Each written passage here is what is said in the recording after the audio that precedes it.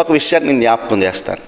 అబ్రహాము దేవుణ్ణి ఎంత ప్రేమించాడు, అబ్రహాము దేవునికి ఎంత భయపడ్డాడు అన్నదానికి ఇది ఒక ఉదాహరణ. దేవుడు అబ్రహామును పరిశోధించాలని చూశాడు, పరిశీలన చేయాలని చూశాడు. కాబట్టి అబ్రహాముతో ఏమన్నాడంటే, నీకు ఒక్కడై ఉన్న, నీవు ప్రేమించుచున్న నీ కుమారుడు నాకు కావాలి, నాకు బలి ఇవ్వు అన్నాడు. వెంటనే అబ్రహాము తన కుమారుడి మీద ప్రేమున్నా, తన కుమారుడంటే ఇష్టమున్నా, తన కుమారుడు మీద ఉన్న ప్రేమ కంటే, తన కుమారుడు మీద ఉన్న ఇష్టం కంటే దేవుని చిత్తానికే మొగ్గు చూపాడు. దేవుని ఇష్టాన్ని కోరుకున్నాడు, దేవుని మాటనే విన్నాడు. తన కుమారుని పర్వతం మీదకు తీసుకువెళ్ళి బలి ఇవ్వటానికి సిద్ధపడ్డాడు. దీన్ని బట్టి మనం నేర్చుకోవాల్సింది ఏంటంటే, అబ్రహాముకి తన కొడుకు ఒక్కడే ఉన్న చాలా సంవత్సరాల తర్వాత దేవుడు అనుగ్రహించిన అబ్రహాము యొక్క ఉద్దేశం, అబ్రహాము యొక్క మనసు దేవుని మీదే ఆనుకుని ఉందని మనం 22వ అధ్యాయాన్ని పరిశీలన చేస్తే మనకు స్పష్టమవుతుంది.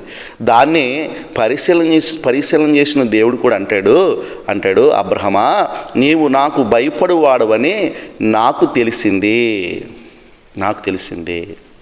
ఈరోజు ఒక మాట చెప్పు, నువ్వు దేవుని విషయంలో భయపడుతున్నావా? దేవునికి భయపడుతున్నావా? దేవుని యందు అసలు ఇష్టంతో దేవుని ఆజ్ఞలను నెరవేర్చేటువంటి వ్యక్తిగా, కుమారుడిగా నువ్వు ఉండగలుగుతున్నావా? ఒకసారి నువ్వు అర్థం చేసుకోవాలి. దేవుణ్ణి ప్రేమించడం అంటే దేవుని మాట వినటం. దేవుణ్ణి ప్రేమించడం అంటే దేవుని కొరకనైనా, నీ ధనాన్నైనా, దేన్నైనా దేవుని పనిలో ఖర్చు పెట్టడానికి మనం సిద్ధంగా ఉండాలి. క్రైస్తవులుగా మనం సిద్ధంగా ఉండాలి. ఇలాంటి సిద్ధపాటు నీకు ఉండాలి.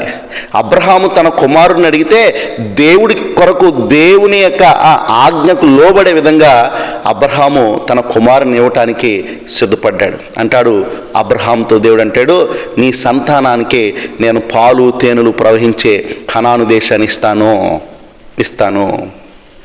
అబ్రహాము దేవుని దగ్గర నుండి విశేషమైనటువంటి ఆశీర్వాదం పొందడానికి కల కారణం ఇదే. అబ్రహాము దేవుని మాట విన్నాడు, అబ్రహాము దేవుణ్ణి ప్రేమించాడు, అబ్రహాము దేవుని ఆజ్ఞకు లోబడ్డాడు. ఇక్కడ ఏముందో తెలుసా? సామెతల గ్రంథము 8వ అధ్యాయం 17వ వచనంలో, నన్ను ప్రేమించు వారిని నేను ప్రేమించుచున్నాను, నన్ను జాగ్రత్తగా వెదుకువారు నన్ను కనుగొందురు, ఐశ్వర్యము ఘనతలు స్థిరమైన కలిమియు నీతియు నా వద్దనున్నవి.